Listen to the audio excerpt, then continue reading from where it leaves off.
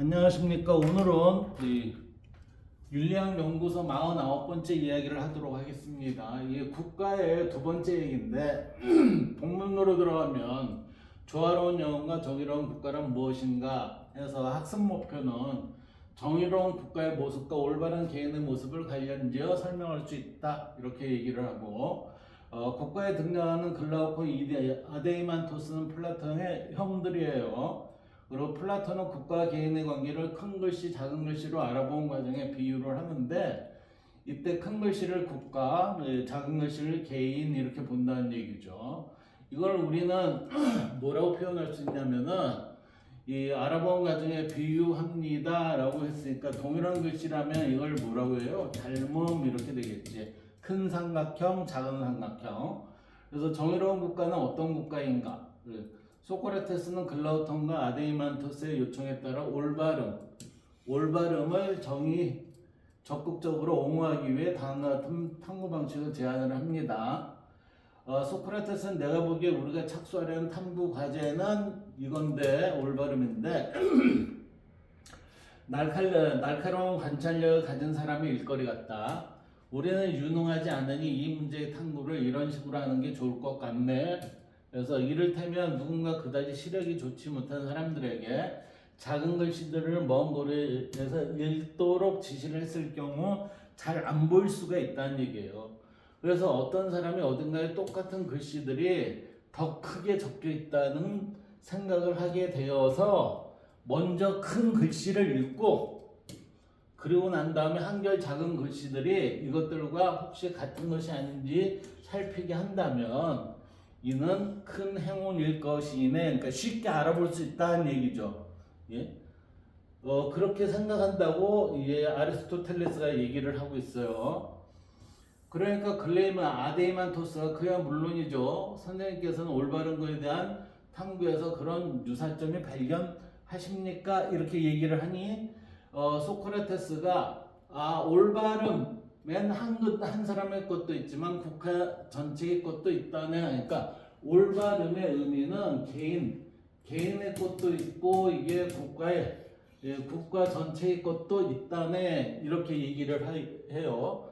그러니까 먼저 국가들에 있어서 올바름이 큰 것, 덩치 큰 것에 대한 것을 탐구를 하면 나중에 개개인의 올바름도 살펴볼 수 있을 것이다. 이렇게 얘기를 하는 겁니다.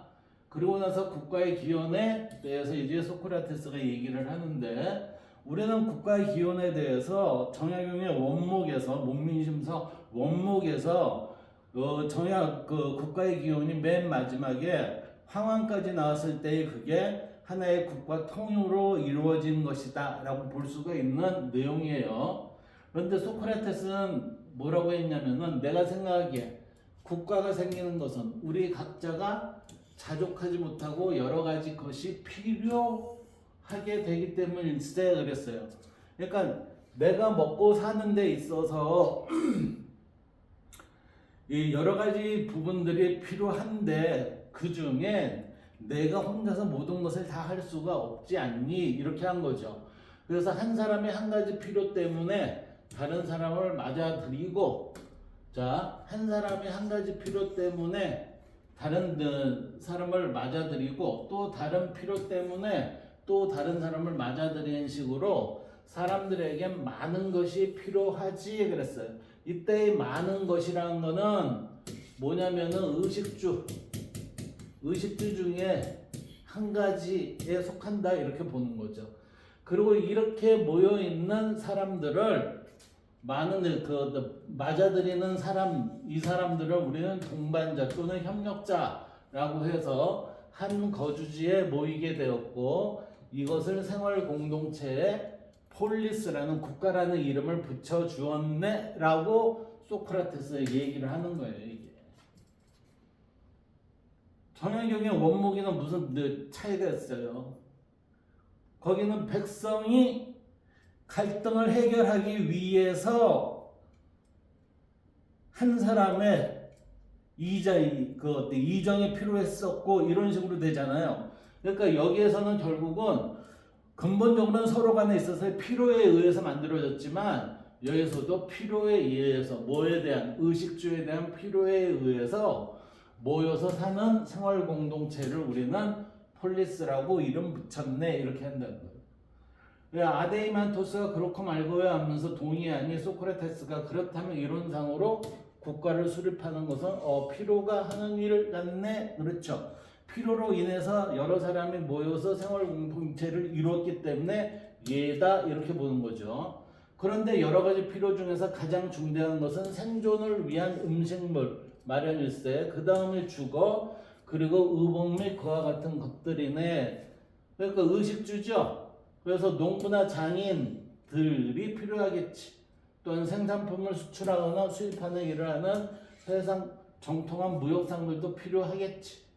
이런 식으로 이제 생활 공동체에 모이는 맞아들이는 사람들이 다양하게 있어야 된다 하는 거죠.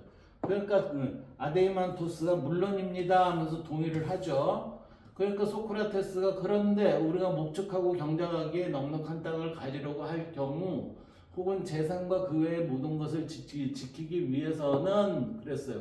자, 여기선 지금 결국은 뭐예요? 지키기 위해서는 그랬으니까 생활 공동체가 지구상에 소크라테스가 얘기한 생활 공동체 하나만 있는 게 아니잖아요.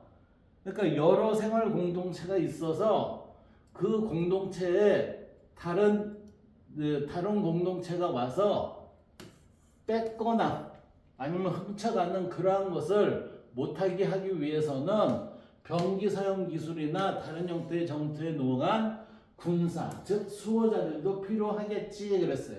그러니까 앞에서는 지금 뭐가 필요했어요? 생산자였죠. 근데 여기서는 지켜주는 사람이니까 이제 수호자가 필요하죠. 그러니까 글라우콘도 저도 그렇게 생각합니다 그랬어요. 그런데 이런 사람들 중에 누군가 리더가 있어야 될 거 아니에요? 그러니까 대담한 성품을 지녀 격정되고 날려면 굳을 뿐만 아니라 동시에 온순하면서도 천성적으로 지혜를 사랑한다면 장차 이 국가를, 이 폴리스를 이끌 가장 훌륭한 수호자가 되겠지 그랬으니까 가장 훌륭한 수호자, 이거를 통치자 이렇게 본다는 얘기예요. 가장 훌륭한 수호자를 우리는 통치자 이렇게 본다는 얘기예요. 따라서 이 세 개의 나눔으로 구분이 된다. 그러니까 글라우콘이 그렇습니다 하니 소크라테스가 그런데 국가를 구성하는 구성원들이 자신이 속한 계층에 가장 알맞는 존재라는 것을 어떻게 알까? 그것을 그렇게 알게 하려면은 이들이 믿어야 자신에게 맞는 일을 충실히 수행을 할 것이다 이렇게 보는 거죠. 이런 경우에는 한 가지 훌륭한 거짓을 말하여 누구보다 통치자 자신이 고지 듣도록 할 수 있는, 이게 불가능하다면 나머지 시민이라도 고지 듣도록 할 수 있는 어떤 방도가 있지 않겠는가? 결국은 어떤 통치자가 당신은 생산자 계층입니다. 당신은 수호자 계층입니다. 이렇게 구분을 해주는 데 있어서 이 구분을 할 수 있는 그런 방도가 있지 않겠느냐 하면서 이 방도를 만드는데 이 방도가 뭐예요? 훌륭한 거짓이라는 거지. 이게 훌륭한 거짓이라는 거지. 그러니까 글라우콘이 어떤 것인가요? 그러니까 소크라테스가 다음과 같은 이야기가 있나 하면서 이 국가에는 여러분은 실은 모두가 형제들입니다. 그러니까 모두가 형제들인데 신은 그러면서 이게 뭐예요? 인간으로서의 역할을 지금 누구한테 맡기는 거예요? 신한테 맡기는 거죠? 여러분을 만들면서 여러분 중에서 이제 신이 사람을 만들었다는 이렇게 되는 거죠. 통치자들에게는 탄생할 때 황금을 섞었습니다. 여기는 통치자한테는 황금이 섞였고 그래서 가장 존경을 받는데요. 반면 보조자, 수호자에게는 은을 섞었습니다. 그러니까 여기에는 은을 섞었대요. 그리고 농부나 다른 장인들에게는 철과 동을 섞었습니다. 예. 여기에는 철과 청동을 섞었답니다. 여러분은 동족이기에 그러니까 모두가 형제이기에 대개는 여러분을 닮은 자손들을 낳습니다. 자기를 닮은 사람이 낳다는 얘기는 통치자는 통치자, 수호자는 수호자, 생산자는 생산자 이렇게 대부분 그렇게 난다는 얘기예요. 그렇지만 때로는 황금 종족에게서 은혜 자손, 은 종족에서 황금 자손, 그 밖의 자손도 모두 비슷한 방식으로 서로 다른 종족으로부터 탄생하기도 합니다.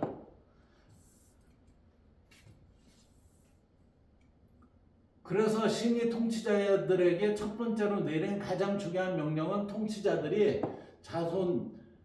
자손들의 영혼 속에 어떤 성분이 혼합되어 있는지를 잘 지켜보고 세심히 살펴보라는 겁니다. 자, 이게 잘 지켜보고 세심히 살펴보라는 것, 이 얘기는 뭐예요? 언행을 잘 관찰하세요. 이렇게 되는 거예요. 이게. 그를 잘 관찰하세요.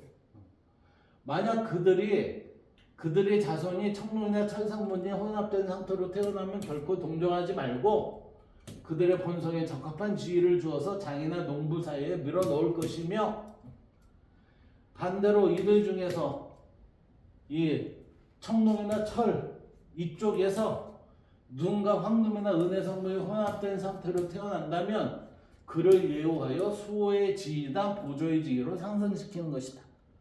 그러니까 옮기지 못하는 게 아니라 태생이 나올 때 황금이나 은을 가지고 있을 수 있다. 이거는 누가? 내가 이 가지고 있음을 증명을 하면 돼요. 이게 증명. 내가 증명을 한다면은 너 이런 게 섞여 있나 보네 하면서 이렇게 상승시키라는 거죠. 그래서 이거는 철이나 청동의 성분을 지닌 수호자가 국가를 지키게 될 경우에는 국가가 멸망하리라는 신탁의 말씀이 있기 때문입니다. 이 얘기는 뭐예요? 능력에 맞지 않는 자가 그 자리에 가 있다면은 국가가 멸망하리라는 신탁의 말씀이 있기 때문입니다. 이렇게 나오잖아요.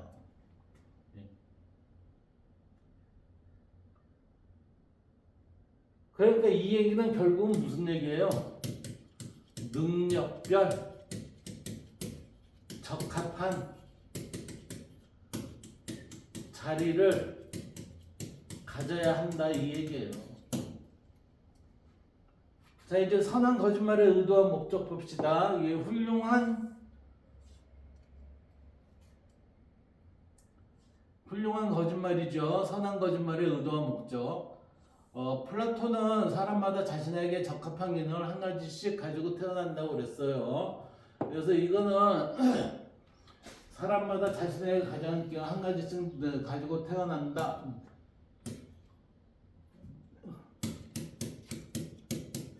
칼빈이 뭐라고 그랬어요? 소명의식. 이게 여기에서 이어졌다고 보면 돼요. 플라톤에 있어서 사람마다 자신에게 가장 적합한 기능을 한 가지씩은 타고납니다. 이거는 칼빈은 각자의 소명의식을 빨리빨리 알았을 때 이 얘기는 뭐예요? 각자의 역할이 무엇인지 했을 때. 그래서 소명의식이라는 것은 직업에 귀천이 있다 없다. 직업에 귀천이 없다. 여기까지 나가잖아요.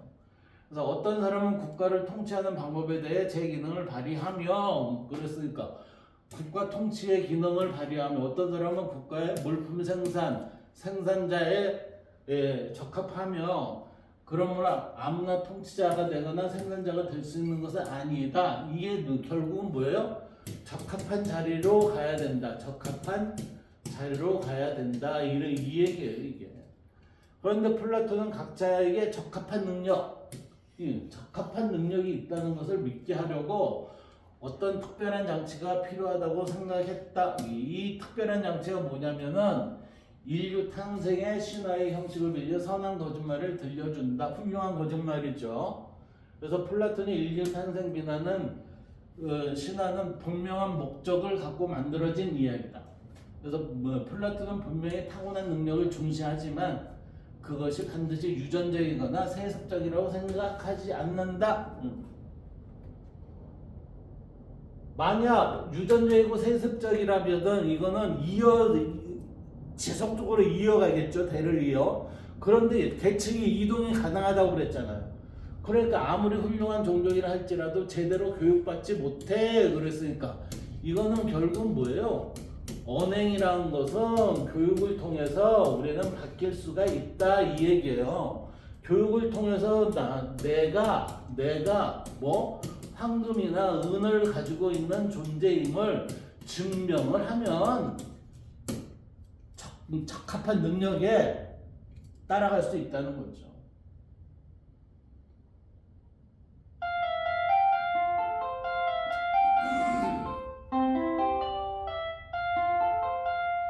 그래서 이런 이유로 플라톤은 후천적으로 받은 교육에 많은 관심을 갖는다 이렇게 되잖아요.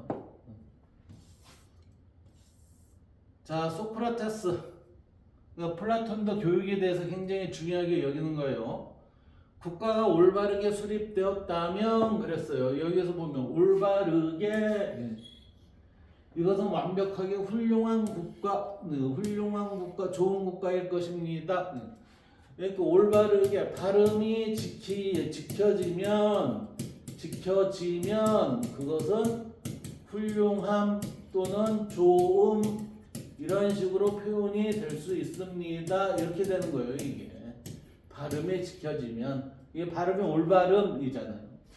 그리고 그 나라는 지혜롭고 용기가 있으며 절제도 있고 또한 올바를 것이라는 건 아주 분명하겠지.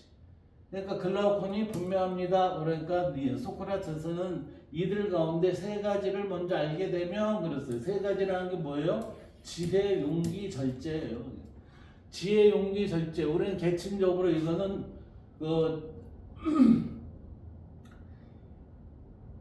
이거는 통치자고, 용기는 수호자고, 절제는 생산자잖아요. 그러니까 이 계층을 먼저 알게 되면 남아있는 것을 올바름으로 확인할 수 있지 않겠는가? 그러니까 기본적으로 지혜, 용기, 절제는 우리가 이 역할에 따라서는 다 지니고 있어야 된다는 거죠. 그리고 이것이 제대로 했느냐 안 했느냐는 이 발음으로 확인할 수 있다 이렇게 되는 거죠. 그러니까 글라우콘이 물론입니다. 소크라테스가 내 생각에 국가에 있어서 아주 명백한 첫째의 것은 지혜이다. 지혜가 있어야 통치자가 할 수 있다는 거예요. 그러니까 완벽한 수호자 이를 지혜 있는 자라고 불리고 이는 소수 통치자에만 있으며 이들이 지식에 의해 국가가 지혜롭게 된다. 이 지식에 의해 국가가 지혜롭게 된다는 얘기는 결국은 교육을 통해 그랬어요. 교육을 통해 지혜롭게 된다. 둘째 것은 용기입니다. 그랬어요. 이거는 두려워야 할 것과 두려워하지 말아야 할 것을 판단할 수 있게 해주는 능력. 그러니까 다른가 다르지 않은 것, 나아간가 나가지 않는 것 이런 이게 때를 잘 살필 수 있는 것 이게 수호자 계층한테 필요하다네. 그래서 용기는 일정의 보존으로 고통이나 즐거움, 욕망, 공포에 처하여도 이를 버리지 않고 끝내 보존하는 것을 의미한다. 그러니까 죽어도 이 부분은 내가 지켜야 하겠다 이런 얘기죠. 그리고 셋째는 절제이다. 이것은 일종의 절제는 질서입니다. 그래서 쾌락과 욕망을 억제하는 것. 그래서 협화음과 화성과 유사하다. 그래서 가끔 사람들은 자기 자신을 이긴다라는 얘기를 이게 뭐든 극기죠. 극기. 공자에 있어서의 극기. 극기는 자기 자신에게 진 사람을 무절제한 자라고 하네. 극기한 자를 우리는 절제 능력이 있는 자다 하고 이 극기 능력이 없으면 뭐라고 해요? 무절제한 자라고 하네. 이렇게 세 가지는 관찰되었네. 글라우콘 우리가 이 국가를 수립하기 시작할 때 애초부터 언제나 준수해야만 한다고 주장한 바로 그것. 그게 뭐예요? 지금 우리는 지혜, 용기, 절제 이 세 가지이다 이렇게 되는 거지. 그러고 나서 뭐예요? 올바름 일세해서 애초부터 언제나 준수해야 한다고 주장한 바로 그것이 일종의 올바름 일세. 그래서 자네도 기억하겠지만 우리가 주장했고 또 여러 차례 언급했던 것은 각자는 자기 국가와 관련한 일들 가운데 자기의 성향이 천성으로 가장 적합한 그런 한 가지에 종사해야 한다. 이게 뭐예요? 가장 적합한 나에게 맞는. 그러니까 여기선 지금 뭐예요? 생산자, 수호자, 통치자 그 중에 하나에 맞는 그런 거에 종사해야 한다 이 얘기예요. 그러니까 글라우콘이 우리가 그런 말을 했었죠. 그러니까 소크라테스가 제2를 하고 참견하지 않는 것 이게 뭐 올바름입니다 이렇게 얘기하고 있잖아요.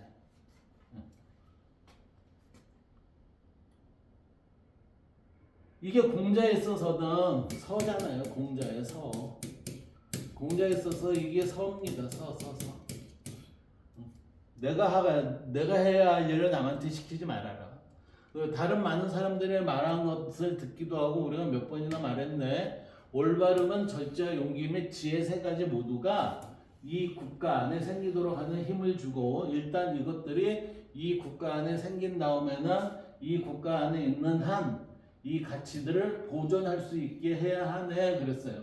생기게 해서 보존할 수 있게 하는 그런 것이라네. 그러니까 우리는 지혜, 용기, 절제라는 게 우리는 얘가 드러나게 해서 얘를 그대로 잘 보존을 해서 활용을 해야 된다는 얘기죠. 그래서 한편 훌륭한 거 관련하여 각자 자신의 일을 하는 것,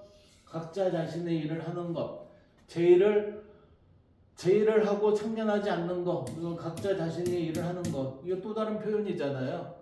이건 국가의 지혜, 용기와 절제가 대단한 것으로 여겨지네. 그러니까 글라우콘이 그렇고 말고요 동의를 하니 소크라테스가 자네는 나라의 소송 사건들의 판결을 통치자에게 위임한다면 판결을 내림에 있어서 목표로 삼는 것 이것이 각자가 남의 것을 취하지 않도록 하고 제 것도 뺏기지 않도록 하는 것이지 않겠는가? 이게 모두 같은 얘기예요. 이게 제의를 하고 참견하지 않는 것, 각자 자신의 일을 하는 것, 각자가 남의 것을 취하지 않도록 하고 제 것도 뺏기지 않도록 하는 것. 이게 같은 말입니다.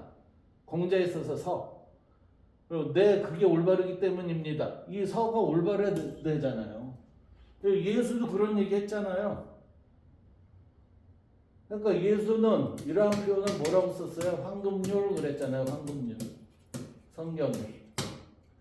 그래서 소크라테스 그러니까 이런 점에서 보아도 제 것의 소유와 제의를 하면 올바름이라는데 합의를 보지 않겠는가? 라고 지금 말을 하고 있습니다. 자, 정의로운 국가와 정의로운 사람의 조건 그랬어요. 지금 보면 개인과 국가와 개인의 이 조건 그랬어요. 그러니까 뭐가 되는 거예요? 정의로움은 우리가 앞에서 지금 다 봤어요. 그게 이제 국가적으로는 지혜, 용기, 절제가 필요했고 개인한테는 뭐가 필요하냐 이렇게 되는 거겠죠. 그래서 플라톤은 정의로운 국가, 정의로운 사람이 되기 위해서는 지혜, 용기, 절제, 그 다음에 올바름이라는 네 가지 덕을 갖춰야 한다고 말한다 그랬어요. 결국은 크게 얘기하면 정의로운 국가와 정의로운 사람이 되기 위해서는 이러한 것이 필요하다는 것은 동일하다. 그 모든 사람이 자신의 일을 하고 사는 것이 바로 정의라고 합니다. 만약에 사람들이 자기 마음대로 적성에 맞지 않는 직업으로 바꾸거나 또는 제대로 알지도 못하면서 남의 일에 간섭한다면 이거는 크게 보면 국가에 손해를 입히는 것이다. 이거는 적합하지 않은 일을 하고 있다는 거잖아요. 부적합한 일. 그래서 또한 플라톤은 가장 정의로운 국가에서 생산자 계층은 절제만 가져도 되지만 수호자 계층은 절제와 용기라는 덕목을 가져야 되고 통치자 계층은 절제와 용기 그리고 지혜도 가져야 한다. 그래서 국가 안에서 통치자 계층의 지혜, 수호자 계층의 용기, 생산자 계층의 절제가 잘 도왔을 때, 조화가 되었을 때 정의가 구현될 수 있다. 그래서 한 국가에서 각 계층이 자신의 기능을 탁월하게 발휘하면서 조화를 이룬다면 정의로운 국가라 할 수 있는 것처럼 한 개인의 영혼에서 각 부분의 기능을 탁월하게 발휘하면서 조화를 이룬다면 정의로운 사람이라 할 수 있다. 이렇게 되는 거죠. 그래서 여기에서 플라톤은 우리가 이제 사람, 인간에 대해서 얘기를 하는데 정의로운 사람은 어떤 사람인가? 여기에서 이제 플라톤은 한 인간에게는 영혼이 있는데 이 영혼을 세 가지로 구분해서 봅니다. 자, 플라톤은 인간의 영혼을 이성, 기계, 욕망 세 부분으로 구별을 합니다. 자, 이성은 헤아리거나 추론하는 부분이에요. 그 다음에 기계는 분노나 용기와 같은 인간의 격정과 관련되어 있어요. 그래서 기계를 우리는 격정 이렇게 표시하기도 하는데, 그러니까 지금 보면 이성과 기계와 격정, 그 다음에 여기 욕망 이렇게 세 부분으로 우리는 개인은 구분을 하고 있다. 이 기계와 격정은 이성과 한편이 되기도 하고 욕망과 한편이 되기도 합니다. 그래서 이성의 지배를 받으면 이성과 한편이지만 이성의 지배를 안 받으면 이게 뭐예요? 욕망의 한편이 됩니다. 따라서 이 기계는 이쪽도 갈 수 있고 이쪽으로도 갈 수 있다라고 이렇게 되는 거죠. 그래서 욕망은 비이성적인 부분으로 배고파하고 목말라하는 등의 욕구와 관련되고 있습니다. 그래서 욕망은 욕구와 관련되어 있는 부분입니다. 그래서 세 부분은 서로 분명히 구별되며 갈등하기도 하고 조화를 이루기도 합니다. 갈등을 하면 뭐예요? 정상이 아닌 사람이고 갈등을 하지 않으면은 정상입니다. 이렇게 돼.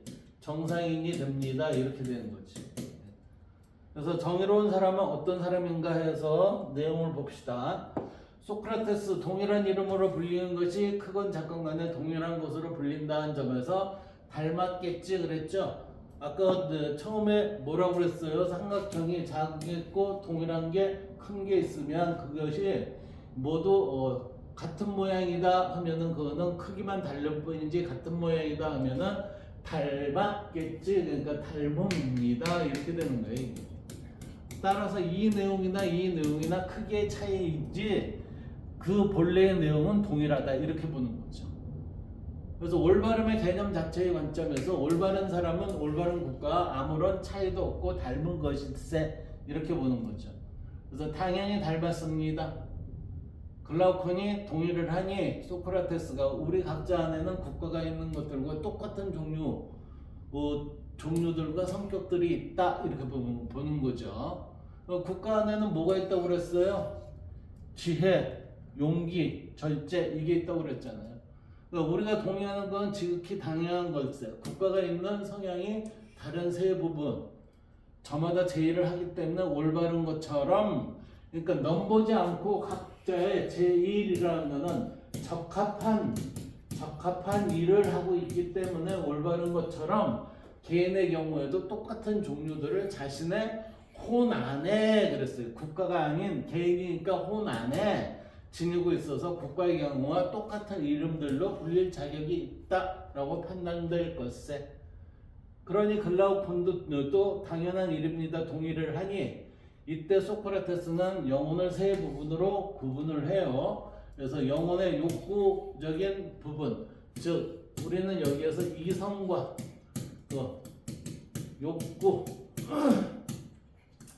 욕정, 그다음에 이 욕망, 그다음에 이게 기계였죠, 기계 격정. 이성과 욕구는 비이성이거든요, 비이성적. 따라서 이성적과 비이성적인 이 두 부분에 대해서 먼저 대립적인 힘을 지니고 있음을 밝히기 위해 욕구적인 부분의 특징에 대해 고찰해보자 이렇게 얘기하고 있습니다. 그래서 욕구의 종류 중에 소크라테스는 목마름이나 굶주림 같은 것이 제일 두드러진 것들이네. 이게 뭐죠? 얘네들은 이게 이루어지지 않으면 어떻게 돼요? 생명이 사라집니다, 죽게 됩니다 이렇게 되는 거잖아. 그러니까 살기 위해서 우리는 먹어야 됩니다, 마셔야 됩니다 이렇게 되는 거죠. 그래서 목마름 자체는 어떤 특정한 마실 것에 대한 것이 아니라 단지 마실 것, 그러니까 내가 살아야 된다라는 삶에 대한 욕구. 그래서 목마름은 뜨겁거나 찬 것, 많거나 적은 음료수 등과 같은 어떠한 음료수에 대한 것이 아니라 자연적으로 그 대상으로 갖는 것이다. 그래서 마실 것 자체에 대한 욕구, 그러니까 내가 죽기 싫어서 이렇게 이 얘기예요. 결국 목마른 자의 영혼은 다른 어떤 것도 하지 않고 마시기만을 갈구 이렇게 되지. 그래서 이를 위해 서두를 것에 이처럼 영혼이 사랑하고 배고파하며 목말라 하거나 그 밖에 다른 욕구들과 관련해서 흥분 상태에 있게 되는 부분은 어떤 만족이나 쾌락들과 한편에 거스러서 어떤 만족이나 쾌락들과 한편의 것 그랬어요. 그 밖에 다른 욕구 얘네들은. 그래서 비이성적이며 욕구적인 부분이라고 부르네. 반면에 어떤 사람들이 목말라 하면서도 마시려고 하지는 않을 경우 우리의 영혼에는 목말라 하는 영혼을 반대쪽으로 끌어당기는 어떤 것이 있다. 자, 목이 마르는데도 불구하고 이거 지금은 좀 참아야지 인내해야지 그렇게 하는 영혼, 목말라 하는 영혼을 반대쪽으로 끌어당기는 어떤 것이 있다. 그것이 뭐예요? 이성이다 이렇게 보는 거죠. 그래서 이 경우에 마시는 걸 막고 이를 제압하는 것이 헤아림, 즉 이성으로 해석해서 생기며 이처럼 욕구와 대립되는 방향으로 이끄는 부분을 영혼의 헤아림, 그래서 이성적 부분이라고 부른다. 그래서 얘네들은 결코 불합리하지는 않을 것일세에서 이 이성이라는 거는 합리적이다 이렇게 본다는 거죠. 글라우코는 이 소크라테스 말에 대해 그렇게 생각하는 것이 합당합니다. 그랬더니 소크라테스가 그러면 이들 두 종류가 우리의 영혼 안에 있는 것일세 그랬어요. 이 두 종류가 우리 영혼 안에 있다는 것은 욕구와 이성은 이미 우리 영혼 속에 내재되어 있지, 그치? 이렇게 얘기한 거죠. 그러나 격정의 부분 그랬어요. 격정, 기계라는 부분은 제3의 것인가? 아니면 저들 둘 중에 어느 하나와 같은 것인가 그랬어요. 그러니까 글라우콘이 뭐라고 그러냐면 욕구적인 부분과 같은 성질 아닐까요? 이렇게 얘기를 해요. 그러니까 결국은 이 기계야 글라우콘에 의하면 욕구적인 부분이 기계, 격정에 속하지 않나? 이렇게 본다는 거죠. 그러니까 소크라테스가 그러나 언젠가 내가 들은 이야기가 있는데 난 이걸 믿고 있네 그랬어요. 그 뭐를 믿냐면은 언젠가 들은 얘기, 이 얘기를 믿는다는 얘기예요. 그 얘기는 레온티오스가 피레우스로부터 북쪽 성벽의 바깥쪽 아랫길을 따라 시내로 들어가다가, 그러니까 레온티오스가 피레우스로부터, 그러니까 이건 지역이죠. 이건 사람이고 요거는 지역이고, 피레우스로부터 북쪽 성벽의 바깥쪽 아랫길을 따라 시내로 들어가다가 레온티오스는 사람입니다. 사형 집행자 옆에 시체들이 누워있는 것을 목격하고는 한편으로는 보고 싶어 하기도 하고 다른 한편으로는 언제나 외면하려고 했다. 더구나 이게 갈등을 느끼고 있었음을 나타내고 있죠. 다툼을 하고 있는 거 내재적으로.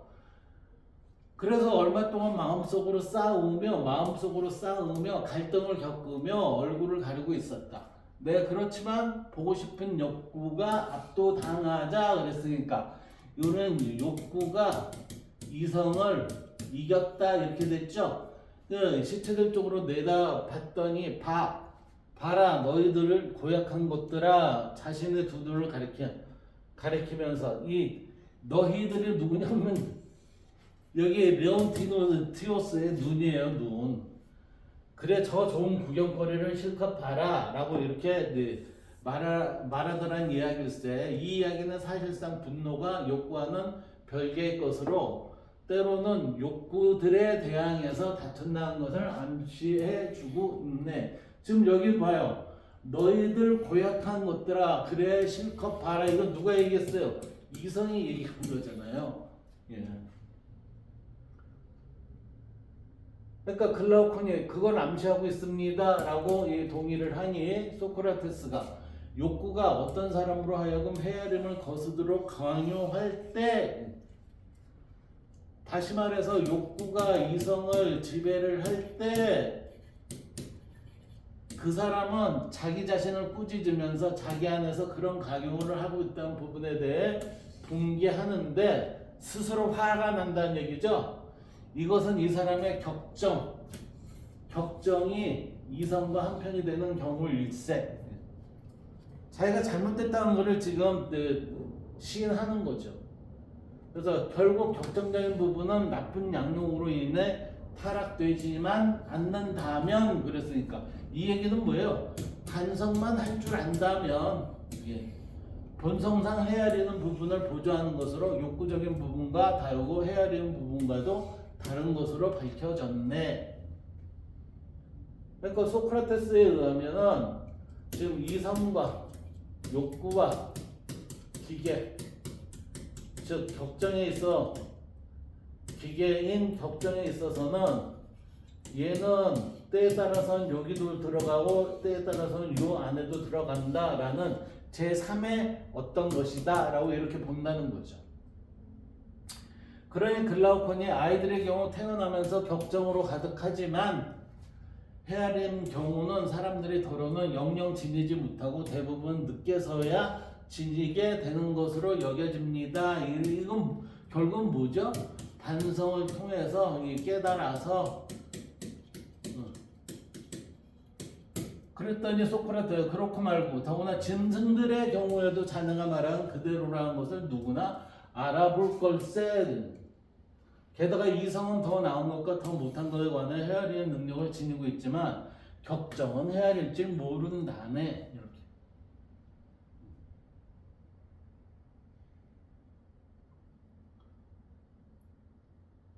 짐승들도 이렇게 한다는 얘기예요. 그러니 글라우콘이 전적으로 옳은 말씀입니다. 그러니까 소크라테스가 국가를 지혜롭게 하는 방식 및 불효와 같은 방식에 의하여, 지금 봐요. 국가를 지혜롭게 하는 방식 및 불효와 같은 방식에 의해 개인도 지혜롭게 되는 것이면 아무튼 필연적인 것이네. 결국은 국가가 지혜롭게 한다는 방식은 개인도 똑같은 방식으로 지혜롭게 된다 이렇게 되는 거죠. 그래서 즉 개인을 용기 있게 하는 불효의 방식으로 국가 또한 용기 있는 국가가 되었으며 사람이 올바르게 되는 것도 국가가 올바르게 되는 똑같은 방식에 의해서 나는 생각하네. 단지 크기의 차이일 뿐이지 방식은 똑같다 이렇게 보는 거예요. 그래서 결국 국가와 마찬가지로 개인의 경우에도 자신 안에 있는 각 부분들이 제2를 하게 되면 그런 사람은 올바르게 되네 그랬으니까 지금 여기에서 보세요. 개인의 경우에도 자신의 안에 있는 각 부분들이 제2를 하게 되면 그런 사람은 올바르게 되네. 그러니까 이게 지나치지 않고 적합한 일을 하게 된다면 그 사람은 올바르게 되네. 이를 위해서는 지혜로우며 영혼 전체를 위한 성견지명을 지니고 있는 헤아리는 부분이 지배하고 격정은 이에 복종하며 협력자가 된다 이렇게 되죠. 그래서 이 둘이 영혼의 대부분을 이루고 있어야 합니다 라고 하니 이성과 이게 격정 기계가 어디에 이성의 지배를 받으면서 욕구가 이런 식으로 됐을 때 제일 좋다 이렇게 하는 거예요. 그러나 나아가 이것들이 도무지 재물에 대한 만족을 모르는 욕구를 지도해야만 한다네. 얘는 또다시 이것으로 인해서 뭐예요? 얘를 통제를 해야 합니다. 이렇게 되는 거죠. 통제. 욕구를 지도해야만 한다네 라는 얘기는 통제를 해야 합니다. 통제, 절제. 영혼의 올바른 상태, 그러니까 영혼이라고 그랬으니까 뭐예요? 개인이죠? 개인의 올바른 상태. 플라톤에 따르면 한 국가에서 통치자 수호자는 양치기와 양치기계 그랬어요.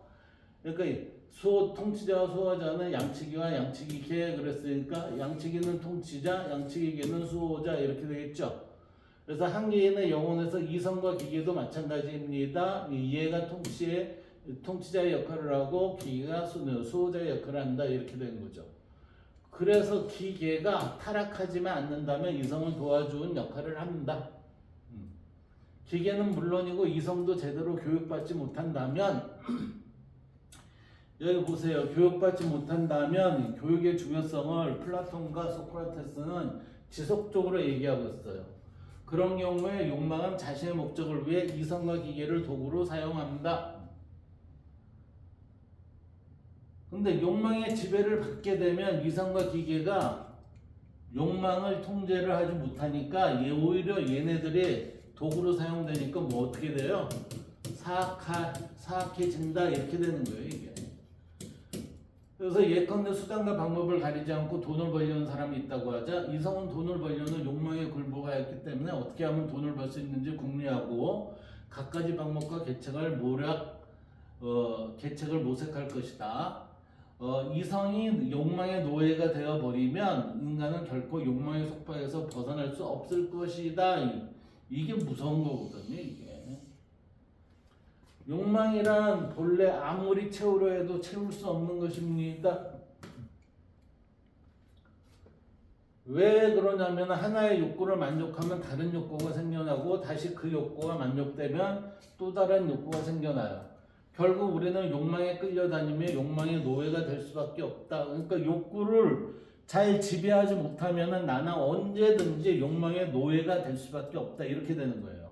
그래서 이성이 욕망을 적절히 통제하지 않는 한 우리의 영혼은 영원히 자유로울 수 없다. 통제를 했을 때 영혼은 자유롭다는 거예요.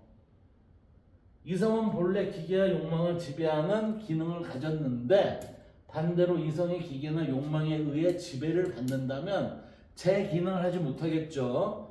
플라톤은 이러한 이성에 의해 기계와 욕망이 통제될 수 있을 때야 비로소 영혼이 올바른 상태에 있다고 생각한다. 그러니까 이게 올바른 인간 이렇게 되는 거예요. 올바른 인간의 모습은 지금 이성과 격정, 기계와 욕망이 통제될 수 있다. 누가? 이성에 의해서 이렇게 보는 겁니다. 자, 여기까지 하도록 하겠습니다. 감사합니다.